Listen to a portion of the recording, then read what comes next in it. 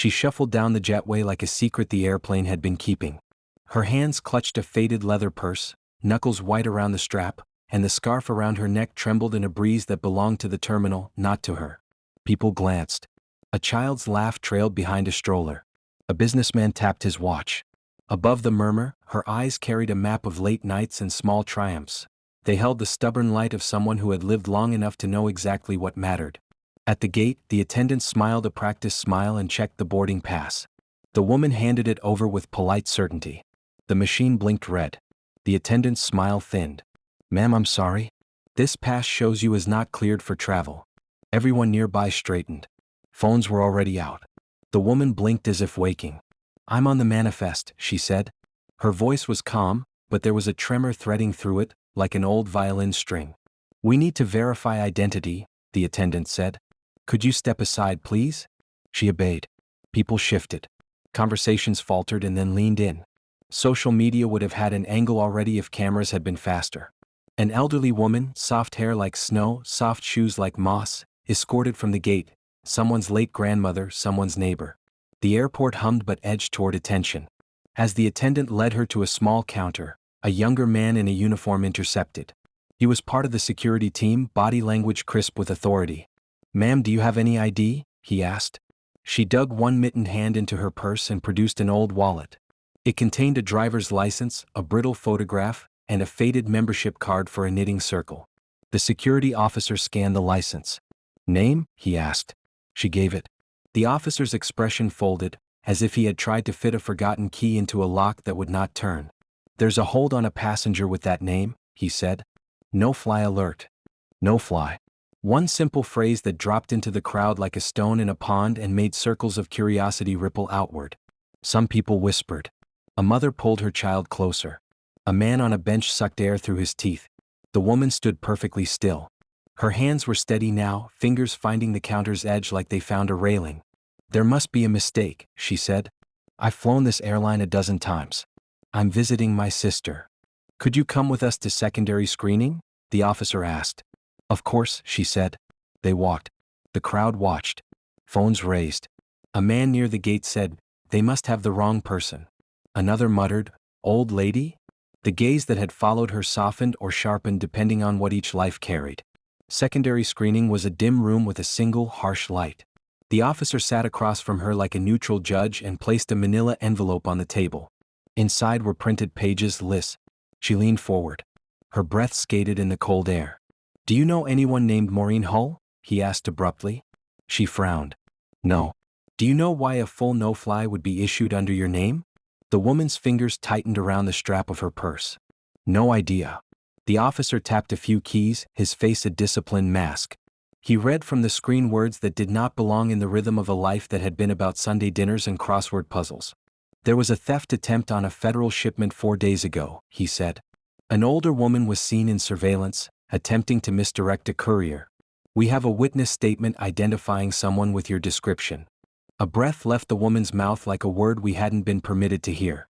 "I have never committed any crime," she said. "I volunteer at the hospice. I bake bread.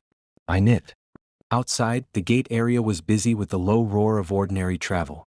But the story of the old woman and the hold had its own gravity. Passengers exchanged looks like passing of cards, each wondering where they would land when the spotlight shone.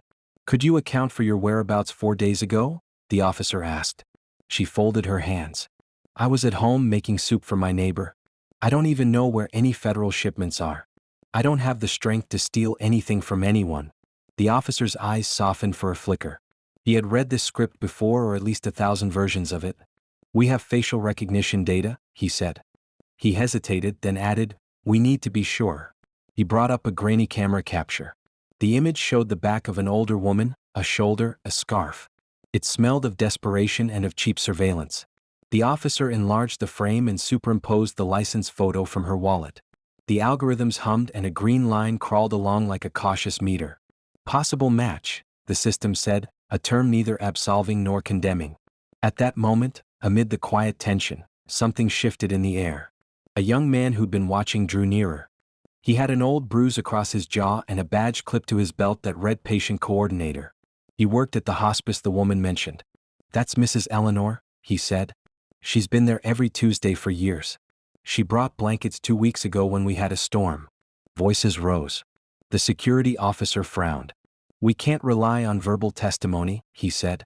We need more. Before anyone could consult another screen, an urgent voice sliced through. Sir, you need to see this. A different officer had brought over a tablet. On it was a video clip from a nearby bakery's security camera, timestamped 3 days ago. It showed a petite older woman hugging a small boy as if the world had agreed to hold still for them. She was stocking bread in a display and handing a sandwich to a stray dog. The woman in the video wore the same scarf. The crowd's sympathy tightened. The officer's jaw worked. We still have the other evidence, he said. We have footage of a woman matching this description entering a loading dock near the federal warehouse the night of the theft attempt. A murmur of discontent swept through the onlookers. A man who had been on the plane with a battered duffel bag spoke up. How sure are you about the identification? He asked. People look similar all the time. The officer's response was a careful recitation of policy. We follow procedure. If there is a potential link to a federal case, we must investigate. This is standard. The elderly woman lowered her eyes. She smelled faintly of lavender and the kind of detergent people use to keep memories tidy. I want to cooperate, she said. Please. I don't want to jeopardize my flight.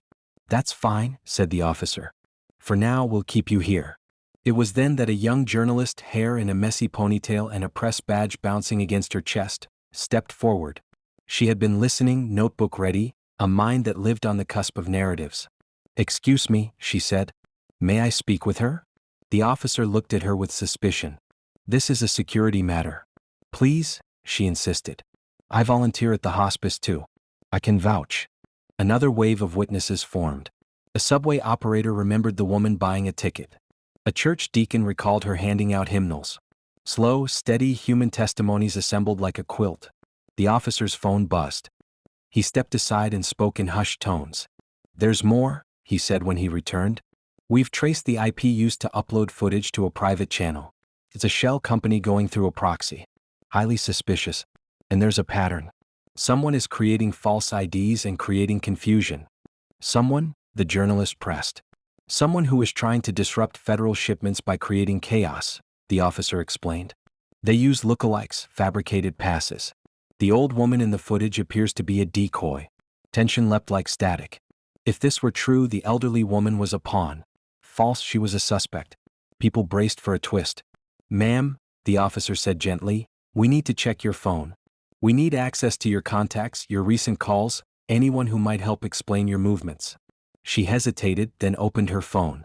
Her hands shook now with the weight of scrutiny. The officer scrolled. There were warm, familiar names: Nora, Pastor Lane, Clara the baker. There were photos of grandchildren and a sunset from a porch she loved. No cryptic messages, no burner numbers. The officer frowned. There is a number here that is repeatedly called and then disconnected, he said. We need to know who that is. She looked at the screen, puzzled. That's my grandson's friend. He borrows my phone sometimes. He was in trouble with a bike last week. He calls and I pick up to see he's all right. The officer said. Meanwhile, in the gate area, whispers had given way to a chorus of opinion. A woman with a stroller set down a bag and approached. I saw you feed the pigeons outside the market, she told the elderly woman. You left a loaf. You wouldn't hurt anyone. A man who ran an artisan shop added, she taught my daughter to knit. She once knitted hats for our whole team after the hurricane. Gradually, faces queued to testify. Each testimony peeled away a layer of suspicion and painted a portrait of someone ordinary in the best way, present, kind, anchored. But evidence can be stubborn. A security analyst called in to the airport via video link made a plausible-sounding case about the sophistication of the scheme. These operations can be multi-layered, she said. They use elderly lookalikes because they're less likely to draw attention. At the edge of the throng, someone finally noticed a small, incongruous detail. A man in a tailored suit had been pacing and checking his watch, his face tuned to the timbre of impatience. He had a courier badge. People assumed nothing. But a teenager with sharp eyes recognized the courier's unusual gait. He was the courier who'd earlier dropped off a package at the bakery and had lingered near the loading docks. The teenager tugged at a woman's sleeve. He was there the night the shipment was moved, he said. Security moved quickly. They asked the courier to show his manifest. His hands trembled. Rotated images on the manifest didn't match the stamps. His badge had a number that, when checked, belonged to an entirely different company. His story blurred under questioning. Then, like a cinema's final reel, the truth folded itself into place. The courier had been part of a ring using shell badges and planted decoys. He confessed to being hired to misdirect a courier with a lookalike distraction while an accomplice removed an item from a container elsewhere.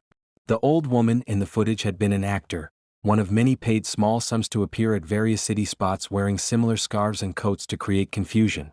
The courier's handler had been coordinating through a network of anonymous accounts. When the courier named names, the network unraveled.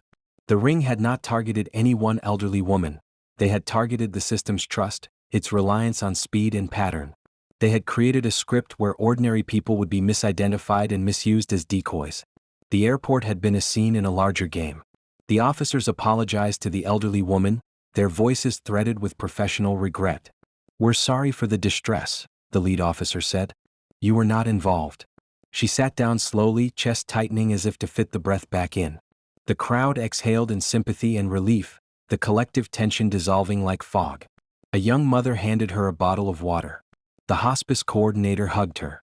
The journalist scribbled notes, but the angle had shifted from scandal to redemption.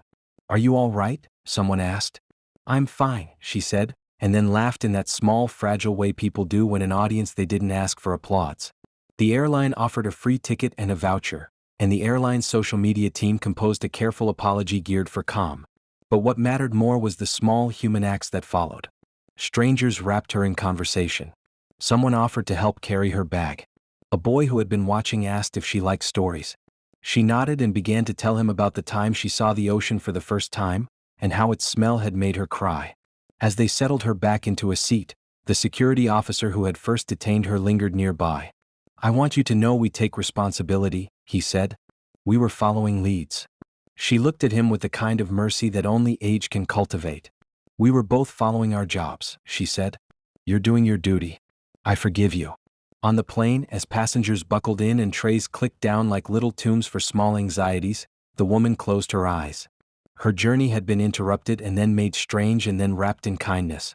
She thought of her sister waiting, of the soup she had promised, of the knitting needles that waited in their quiet bag.